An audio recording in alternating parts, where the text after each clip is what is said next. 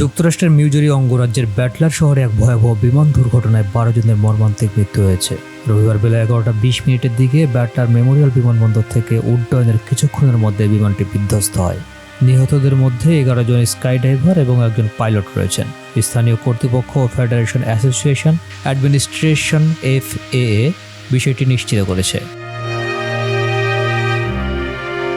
ঘটনার প্রত্যক্ষদর্শী উদ্ধারকর্মীদের তথ্য অনুযায়ী বিমানটি উড্ডয়নের পর প্রয়োজনীয় উচ্চতায় ওঠার আগেই হঠাৎ বাঁদিকে মোড় নেয় এবং বিমানবন্দর থেকে মাত্র 20 গজ দূরে আছড়ে পড়ে। দুর্ঘটনায় বিমানের আরোহীদের সবাই প্রাণ হারান।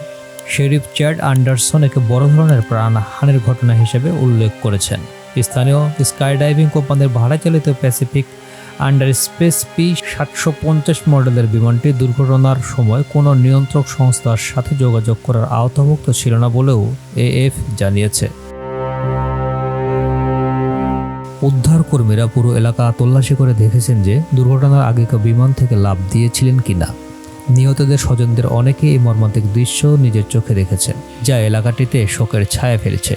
এখন পর্যন্ত নিহতদের পরিচয় আনুষ্ঠানিকভাবে প্রকাশ করা হয়নি। দুর্ঘটনার কারণ অনুসন্ধানে ন্যাশনাল ট্রান্সপোর্টেশন সেফটি বোর্ড তদন্ত শুরু করেছে। কনসার্ন সিটি থেকে প্রায় 50 মাইল দক্ষিণে অবস্থিত এই ছোট্ট শহরটিতে এখন লোক ও আতঙ্ক বিরাজ করছে।